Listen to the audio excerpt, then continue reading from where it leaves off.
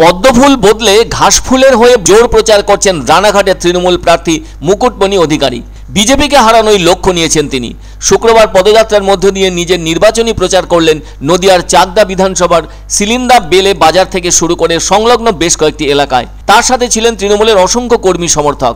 প্রার্থী মুকুটমণি অধিকারীকে কাছে পেয়ে দারুণ খুশি হন সাধারণ মানুষও। তবে নির্বাচনী নির্ঘণ্ট জানানোর পর থেকে কোনোভাবেই সময় নষ্ট না করে প্রচারে মেতেছেন তিনি। ফলে সকাল থেকেই চলছে বিভিন্ন এলাকায় প্রচার সহ জনসংযোগ। উল্লেখ্য, গত 10ই মার্চ ব্রিগেডের মঞ্চে 42 জন প্রার্থীর নাম ঘোষণা হতেই সকলে সেদিন বুঝে গিয়েছিলেন মতুয়াদের সমর্থন বেশি করে আদায় করতে মুকুটমণি অধিকারী হলেন তৃণমূলের তুরুপের তাস। আর তারপর থেকে আজ নিয়ে 12 দিন ধরে টানা প্রচারে রয়েছেন। সেই সাথে দলীয় কর্মীদের মনোবল চাঙ্গা করতে তিনি অবিরাম কর্মী বৈঠক করে চলেছেন। যদিও রানাঘাট লোকসভা কেন্দ্রে এবার যেন হাড্ডাহাড্ডি লড়াই হবে বলে মনে করছেন রানাঘাটের ভোটাররা। কেননা ওই কেন্দ্রে একদিকে রয়েছেন তৃণমূল প্রার্থী মুকুটমণি অধিকারী, তেমনি আছেন বিজেপি প্রার্থী বিদায়ী সাংসদ ডাক্তার সুভাষ সরকার। আর সিপিএমের পক্ষ থেকে এখনও কোনো প্রার্থী ঘোষণা করা হয়নি বলে জানা গিয়েছে। তবে 2019-এর লোকসভা নির্বাচনে বিপুল ভোটে জয় পেয়েছিলেন বিজেপি প্রার্থী ডাক্তার সুভাষ সরকার। তবে ওই সময়ে রানাঘাট কেন্দ্র থেকে বিজেপির প্রথম পছন্দের প্রার্থী ছিলেন ডাক্তার মুকুটমণি অধিকারী।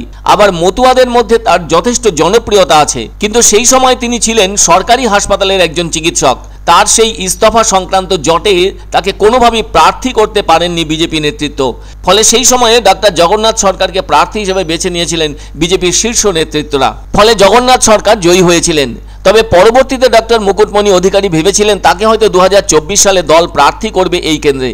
কিন্তু তিনি যখন দেখলেন ওই কেন্দ্রের প্রার্থীর নাম ঘোষণা হয়ে গিয়েছে আর প্রার্থী হয়েছেন ডাক্তার জগন্নাথ সরকার, তখন হয়তো তার ভেতরে একটা চ্যালেঞ্জের জন্ম নেওয়ায় তিনি তৃণমূলে যোগদান করেন এবং এই দল থেকে তাকে প্রার্থী করা হয়। সে কারণে ওই কেন্দ্রে এবার যেন চিকিৎসক বনাম চিকিৎসকের লড়াই প্রাধান্য পাচ্ছে। তবে শুধু যে মুকুটমণি বাবুই গিয়েছেন বিজেপি ছেড়ে তৃণমূলে তা কিন্তু নয়। 2021 সালে বিজেপি ছেড়ে তৃণমূলে গিয়েছেন রায়গঞ্জের বিজেপি বিধায়ক কৃষ্ণ কল্যাণী। আর এবার তিনি রায়গঞ্জ লোকসভা কেন্দ্রে তৃণমূলের প্রার্থী হয়েছেন। সবাই এখন দেখতে চাইছেন তৃণমূল সুপ্রিমোকে সেই জয় তিনি উৎসর্গ করতে পারেন কিনা। নিশ্চয়ই মনে আছে বিপ্লব মিত্রর কথা। বিজেপি ছেড়ে পরবর্তীতে তৃণমূলে যোগদান করেছেন তিনি। ফলে এবার তাকে বালুরঘাট কেন্দ্রে তৃণমূলের প্রার্থী হিসেবে নির্বাচন করা হয়েছে। আবার বাগদার বিজেপি বিধায়ক বিশ্বজিৎ দাস বিধানসভা নির্বাচনের পর বিজেপি ছেড়ে তৃণমূলে যোগদান করেছেন। এবারের লোকসভা নির্বাচনে বিশ্বজিৎ দাসকেও তৃণমূলের প্রার্থী করা হয়েছে বনগাঁ লোকসভা আসনের জন্য। তাহলে বোঝাই যাচ্ছে যারাই বিজেপি ছেড়ে তৃণমূলে গিয়েছেন তাদেরকেই যেন এই নির্বাচনে প্রার্থী করা হয়েছে। কিন্তু এদিন তৃণমূল প্রার্থী ডাক্তার মুকুটমণি অধিকারী যেন আদা জল খেয়েই প্রচারে নেমেছেন। যুব সম্প্রদায়ের আবদার মেটাতে তাদের সাথে সেলফিও তুলছেন।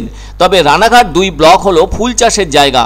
ফলে তৃণমূল প্রার্থীর অভিযোগ, গত 5 বছরে বিজেপি সাংসদ তার সাংসদ তহবিলের কোনো টাকাই খরচ করেননি ফুল চাষিদের জন্য।